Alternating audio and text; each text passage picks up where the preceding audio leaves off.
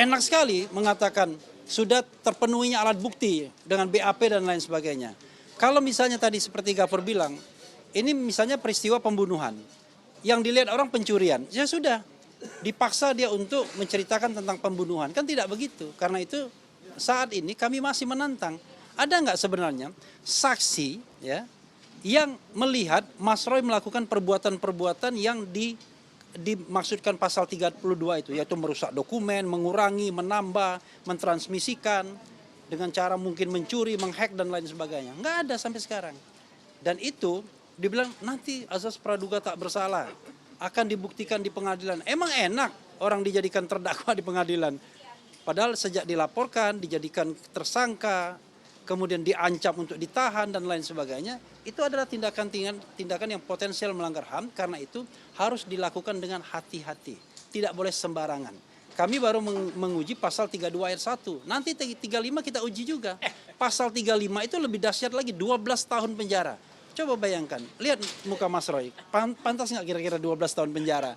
Kan ini kan sama dengan sebuah kejahatan besar, kejahatan luar biasa, yang kualifikasinya sebagai sebuah kejahatan yang berat. Nah ini yang kemudian kita mengetuk hati ya hakim tunggal ini untuk melihat realitas bahwa 32 ayat 1 ini digunakan semata-mata untuk bargaining power agar penyidik itu bisa menahan tersangka sewaktu-waktu, dan itu sudah dicoba dilakukan pada tanggal 19 Juni yang lalu. Oke, silakan Abdul Ghafur sebelum Mas Roy. Sebelum bintang utamanya ya. Jadi rekan-rekan media, tadi kita sudah sama-sama menyaksikan dan mendengar keterangan ahli dari termohon yaitu Polda Metro Jaya.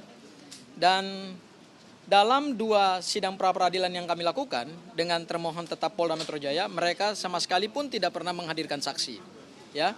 Nah, yang kami persoalkan di dalam permohonan pra-peradilan ini adalah kami ingin menguji sejauh mana kualitas minimal 2 alat bukti permulaan yang cukup dari Polda Metro Jaya dalam menetapkan Mas Roy sebagai tersangka pasal 32 Undang-Undang ITE yang ancaman pidananya adalah berat 8 tahun penjara. Ya. Saya evaluasi sedikit bahwa pada saat kami menghadirkan pembuktian saksi-saksi, ada 4 saksi yang kami hadirkan, dan 4 saksi itu adalah 4 saksi yang diperiksa pada pokok perkara itu tidak mengetahui, tidak melihat, tidak mengalami suatu peristiwa yang diduga peristiwa pidana berupa meretas, menghacking, menghilangkan, merusak, memanipulasi data elektronik sehingga data elektronik tersebut tidak bisa lagi diakses. Dan ahli juga yang kemarin kami hadirkan juga telah menerangkan ke Hakim Tunggal pra-peradilan bahwa berdasarkan putusan Mahkamah Konstitusi nomor 21/PUU/Angka-7/2014, maka dalam hal memeriksa setidaknya penetapan tersangka yaitu harus dilihat kualitas minimal 2 alat bukti permulaan yang cukup. Jadi bukan soal banyaknya alat bukti ya. 148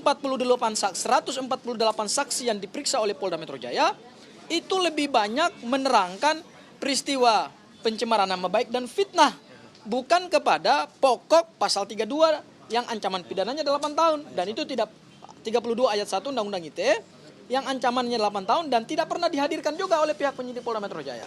Yang kedua adalah alat bukti surat. Akhirnya tadi terulang kembali pada saat pemeriksaan pembuktian dari ahli termohon pada pra-peradilan pertama, Mas Roy. Ahli jadi juga tadi terjebak di dalam memberikan keterangan alat bukti surat yang berkaitan dengan dokumen elektronik. Tadi kami menjebak ahli di menit-menit terakhir, apakah dokumen elektronik yang masih tersimpan rapi di akun X Dian Sandi, dan kemarin kami tunjukkan secara langsung di hadapan sidang pra-peradilan dan dilihat juga oleh Hakim Tunggal, ternyata masih bisa diakses.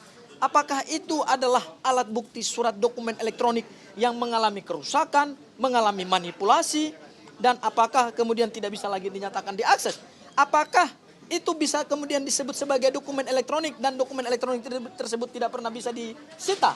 Akhirnya ahli terjebak dan mengatakan bahwa kalau itu bukan kompetensi saya. Berarti kami mempertanyakan bukti surat seperti apa yang dimiliki oleh Polda Metro Jaya berkenaan dengan penetapan tersangka pasal 32 Undang-Undang ITE. Dan mudah-mudahan mudah-mudahan Mas Roy, Bang Refli, keterangan ahli tadi justru di menit-menit akhir setelah dia menjelaskan secara normatif lah. Ya itu kayak kuliah lah. Awal-awal itu kayak kuliah lah ya. Tapi begitu di ujung yang berkenaan dengan inti daripada permohonan pra peradilan kami ini, saudara ahli tidak bisa menjelaskan pendapat ahlinya bahwa telah terpenuhi minimal alat bukti dokumen elektronik.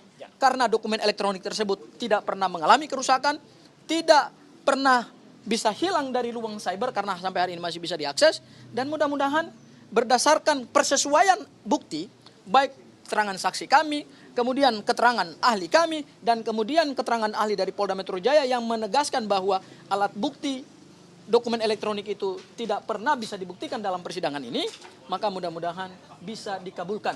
Amin. Ya, bisa dikabulkan, yaitu menggugurkan pasal 32 Undang-Undang ITE, bukan menggugurkan pokok perkara ya. Ini perlu saya tegaskan dulu ya. Menggugurkan pasal 32 Undang-Undang ITE ayat 1 di dalam surat dakwaan. Sehingga nanti setelah ini kami akan mengajukan kembali permohonan pra peradilan untuk pasal 35 Undang-Undang ITE karena kami ingin melakukan challenging ya atau mensomir ya termohon secara parsial. Pasal-pasal penetapan tersangka itu kami ingin cicil parsial. Kenapa kami ingin cicil parsial? Karena kami ingin menguji alat bukti permulaan yang cukup itu fokus ya. Jadi kami tidak membuat dalam satu permohonan gado-gado ya, tapi kami akan cicil satu persatu dan berdasarkan hukum acara pidana yang hari ini berlaku, tidak ada pembatasan terhadap jumlah permohonan pra peradilan, mau 1, mau 2, mau 3, bahkan 100 sekalipun, sepanjang objek yang dimohonkan itu tidak nebis in idem, maka tetap dibenarkan secara hukum acara pidana. Ya, barangkali itu saja dari saya Mas Roy. Oke, iya. Terakhir kita serahkan kepada bintang filmnya. Sebelum saya, biar Mas Refli dulu. Jadi kawan-kawan semua ya, media massa, saya memegang sesuatu hal yang akan dijelaskan secara spektakuler oleh Mas Roy. Karena ini adalah sebuah fitnah, sebuah tuduhan, bahkan dilakukan penggalangan. Luar biasa. Penggalangan untuk kemudian membatalkan sesuatu hal.